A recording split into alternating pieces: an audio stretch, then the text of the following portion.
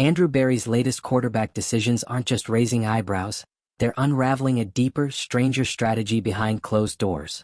As Shedeur Sanders remains sidelined despite fan anticipation, whispers around Cleveland hint at something far more calculated than football readiness.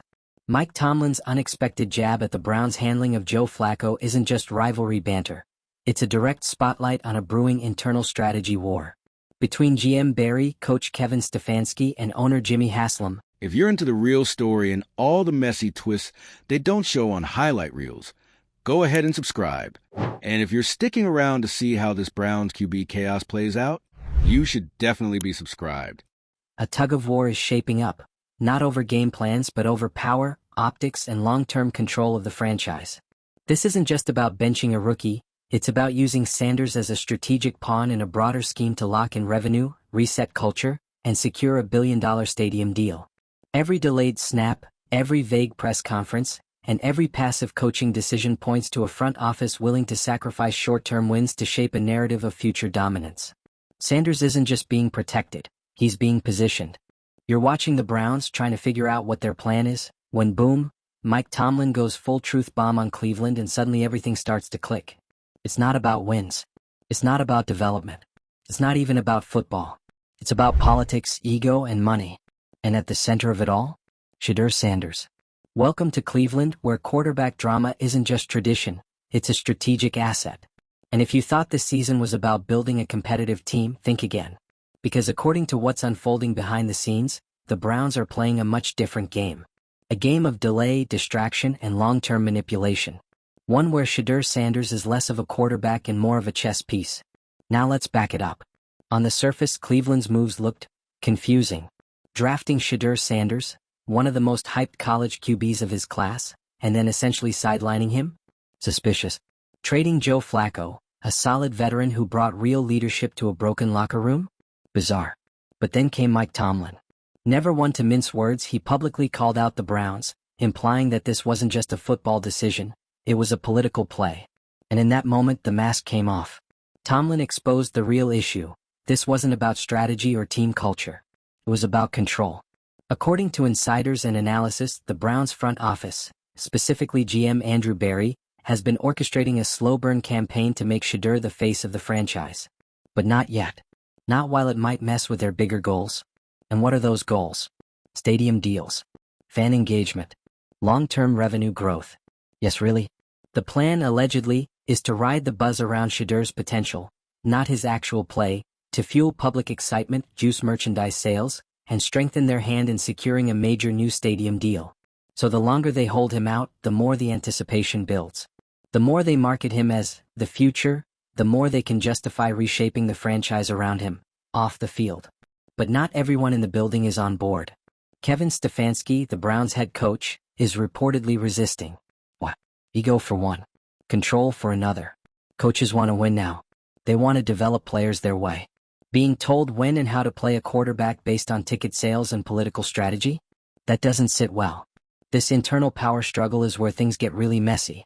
On one side you've got ownership, Jimmy Haslam and the front office crew, thinking long-term, seeing Shedeur as their golden goose. On the other, coaching staff who don't want to be strong-armed into following a marketing plan instead of a football strategy. So what happens? Gridlock. And in the meantime, Shedeur rides the bench. If you're a fan, this looks like incompetence. But if you connect the dots, it's starting to look like sabotage. Not of Shedeur himself, but of the current season. There's real speculation that the Browns might be tanking, intentionally, to secure high draft picks, build future leverage, and set up Shedeur for a clean slate takeover when the timing is perfect. Not for football reasons. For narrative. This isn't unheard of in the NFL. Teams have been accused of tanking before. But what makes Cleveland's case different is the transparency of the dysfunction. Everything about this situation feels coordinated yet chaotic. From the Flacco trade to the rotation of quarterbacks, to the vague press conferences where no one says anything of substance, it all screams strategic misdirection. And that brings us right back to Mike Tomlin. When he went public with his criticism of the Browns, he didn't just stir the pot, he cracked it wide open. Tomlin's comments suggested that everyone around the league sees what's happening. The Browns aren't just a team in transition. They're a team in civil war. And now the league knows it. Tomlin's call-out put Andrew Berry and the Browns' front office in the spotlight, forcing them to either double down or recalibrate. But there's no walking this back. You can't bench a rising star like Shedeur Sanders forever. Especially not when fan hype is through the roof. People want to see him play, not hear about some 5-year plan. And while the fans are waiting, the organization is bleeding credibility. Every week Shedeur doesn't play, every strange roster decision, every cryptic press conference. It all adds fuel to the theory that this is more about financial optics than football. But here's where it gets truly risky. If they wait too long or play their cards wrong, they risk burning Shedeur before he even gets started. Quarterbacks need support, not marketing schemes. They need a team built around them on the field, not in the merch store. If Shedeur is rolled out too late or into a toxic environment created by front office drama, all that potential could go up in smoke. And let's be real, this kid has star power. He already moves the needle culturally and financially. Even without touching the field, his presence has electrified Cleveland. Local buzz, national headlines, jersey sales, it's all happening. But what's not happening is actual football development. And that's a dangerous line to walk. What's even more telling is how the team has handled the other quarterbacks. There's been a noticeable babying of veterans and a strange hesitation to give Shedeur even limited exposure. It's like they're intentionally avoiding any scenario where he could either fail or succeed too early. Because if he flops, the hype dies. And if he thrives, then the coaches lose control of the timeline. It's a classic case of political espionage inside a football franchise. Everyone is guarding their turf. Everyone is leaking just enough to keep the narrative murky. And Shedeur? He's stuck in the middle, waiting for someone to make an actual football decision. There's also the undeniable financial pressure. A new stadium doesn't build itself. You need public support, fan enthusiasm, a superstar to center the narrative around. Enter Shedeur. But to get there, the team has to maintain the illusion of a rebuild while creating just enough buzz to keep the city, and the league, on edge. It's a delicate balance and one that's already starting to crumble. Because you can't outsmart the league forever. Other teams see what's going on. Tomlin already said the quiet part out loud. And the fans? They're catching on too. The patience is wearing thin. At some point, someone's going to blink. Either Stefanski caves to the front office and throws Shedeur in mid-season to salvage morale, or ownership loses patience and pushes the button regardless of the coach's buy-in. Either way, the clock is ticking. And the longer this drags out, the more likely it is that Andrew Berry and company will regret how they played this. Because here's the truth, you can't game the system without risking the player. And right now, Shedeur Sanders isn't being protected. He's being politicized. Turned into a symbol of everything the Browns want to become, without being given the chance to just be a quarterback.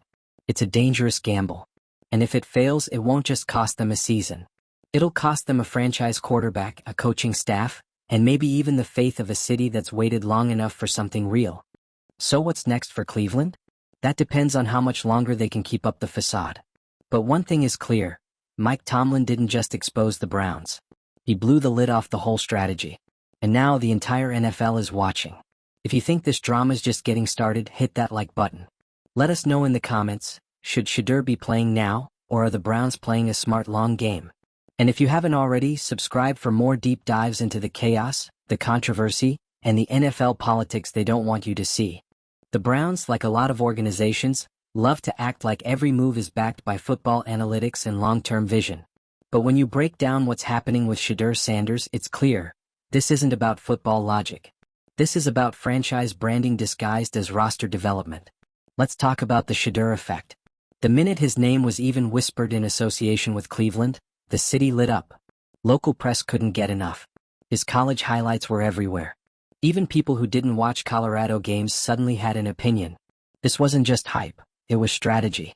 His draft selection wasn't just about what he could do under center. It was about what he could do at the box office. The Browns weren't just thinking about touchdowns, they were thinking about ticket sales, jersey revenue, and a stadium campaign built around a fresh face.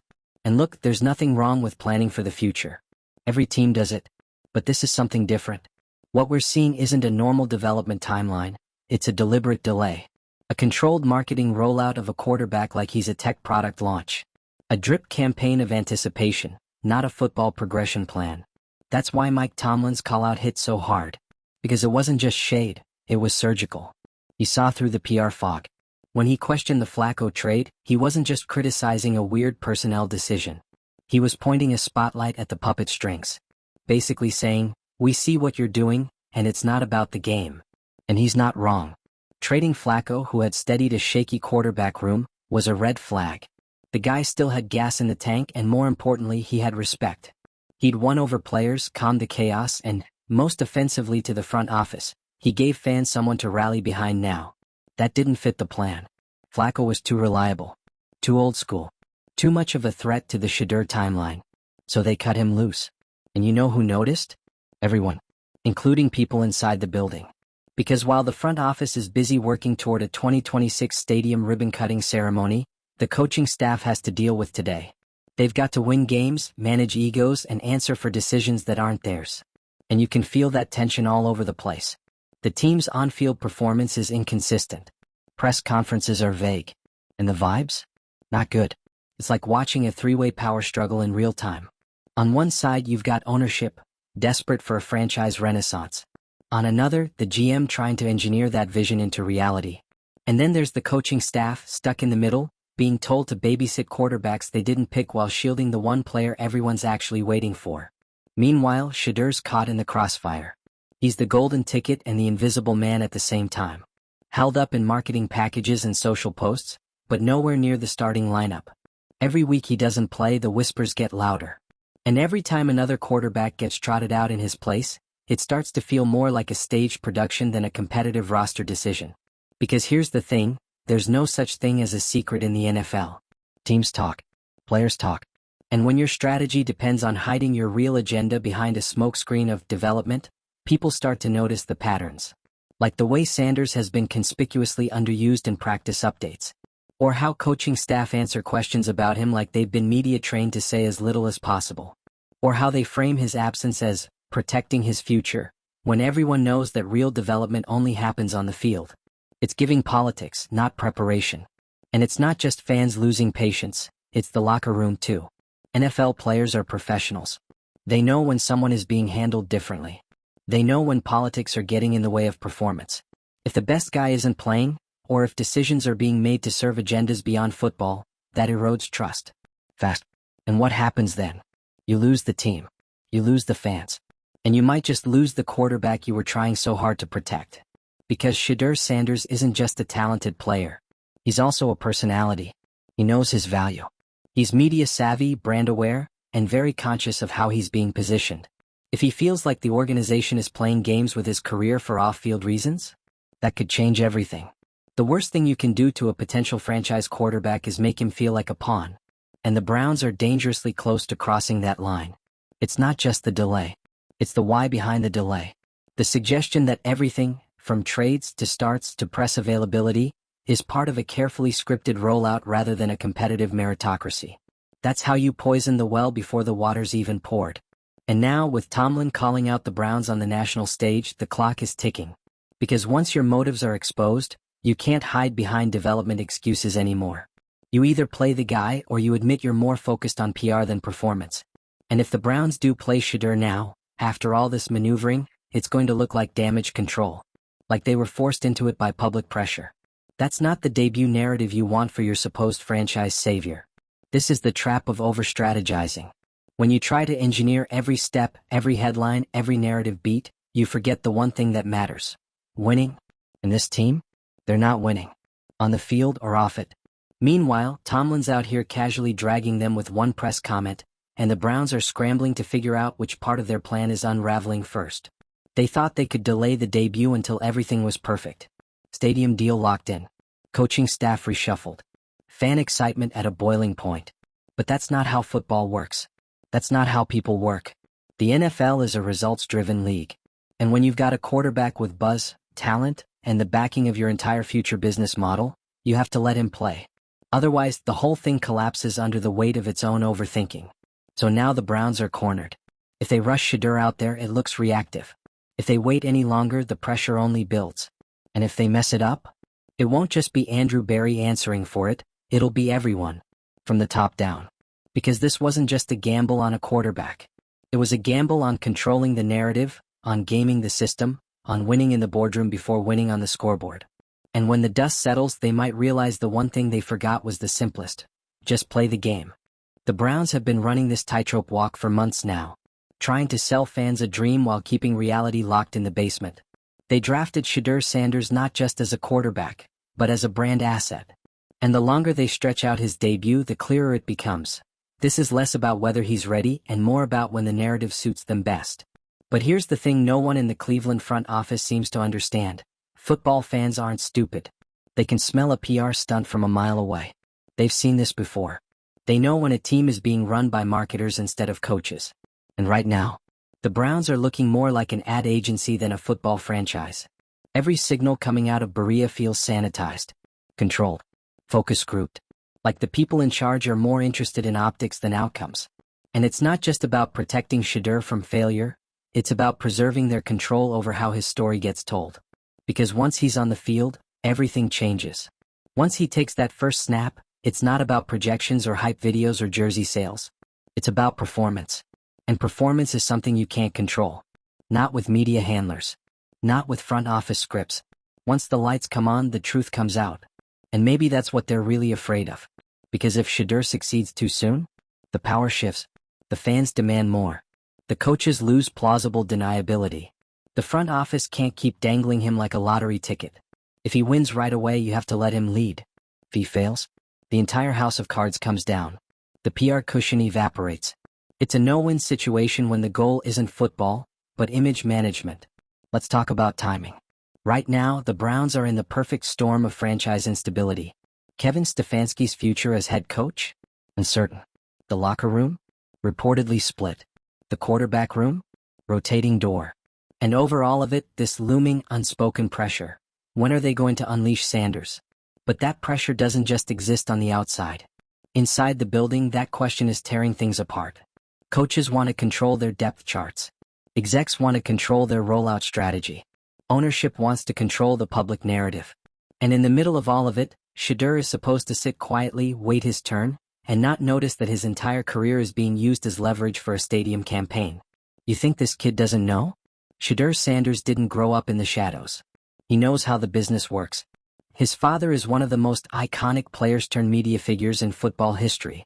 He's grown up inside the machine. He knows when something smells off. And he has to be watching this with raised eyebrows, wondering if he got drafted to play football or to be a corporate mascot. Because let's be real, the signs are all there.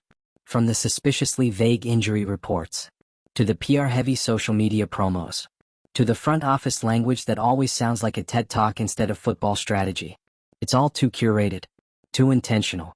And that's not how real competition works. Real franchises don't hide their best assets. They don't treat potential starters like spoilers in a Marvel movie. They let talent rise. They let results speak for themselves. And if Shedeur's not playing because of politics, that's not just short-sighted, it's dangerous. You can't protect a player into greatness. You can't delay adversity forever. And you definitely can't expect buy-in from fans and teammates when your decisions look like business moves, not football calls. Let's talk fallout. If the Browns botch this, if they wait too long or debut him in the wrong situation or fail to build the right infrastructure around him, this could set the franchise back years. Not just in terms of wins and losses, but in trust, in reputation, in future recruitment. Because what free agent quarterback wants to come into a system where decisions are made for political reasons? Where timing is controlled not by readiness or merit, but by marketing strategy? Where the team's biggest star is being used like a billboard instead of being treated like a leader? And what happens to Shedeur in that environment? Quarterbacks need stability. They need confidence from their team. They need to feel like the organization is invested in them as players, not just symbols. And right now, Cleveland is sending every wrong signal. They're talking about him like a product. They're managing him like a PR campaign. And if that vibe seeps into his psyche, if he starts to feel like he's being preserved instead of prepared, that's how talent gets wasted. That's how potential becomes resentment. Look around the league. This isn't new. Quarterbacks drafted into dysfunction rarely thrive. The ones who succeed, they're given clarity, purpose, trust, none of which exist in Cleveland right now. And it's not like the Browns have a track record that inspires confidence. This is a franchise that's burned through more quarterbacks than any team in recent memory. They've gone through so many faces of the future, they could start their own museum. So when they finally land a guy who might actually be the one, and then treat him like a fragile investment portfolio, it's baffling. And if you're Shedeur, it has to feel like history's trying to repeat itself. Because all the flash in the world doesn't matter if the foundation underneath you is cracked. And right now, Cleveland's foundation is nothing but egos, leaks, and conflicting agendas. Mike Tomlin didn't just say what everyone was thinking, he said it out loud, in public, on record. And that's rare. Coaches usually keep their critiques behind closed doors. But Tomlin knows the league. He knows the politics. And when he raised his eyebrow at the Browns, it wasn't petty, it was a warning. He was telling the world, this franchise is doing something weird. And everyone sees it. That kind of spotlight? It doesn't go away. Not when the fan base is already restless. Not when the media is already circling. Not when the quarterback you're trying to hide is one of the most talked about college stars of the last decade. You can't keep the curtain closed forever. Eventually, you have to show the product. And if what's behind the curtain isn't ready, if the Browns' grand plan turns out to be smoke and mirrors, it's going to blow back hard. Fans won't wait forever. Players won't stay loyal forever. And the narrative they're trying so desperately to control? That thing has a mind of its own. So what's next? Either they give in and let Shedeur take the reins, or they keep dancing around the issue until the pressure explodes. Either way, they've already lost the benefit of the doubt. Because when you treat a quarterback like a brand instead of a baller, you better hope the results justify the rollout. And right now, the Browns are running out of time.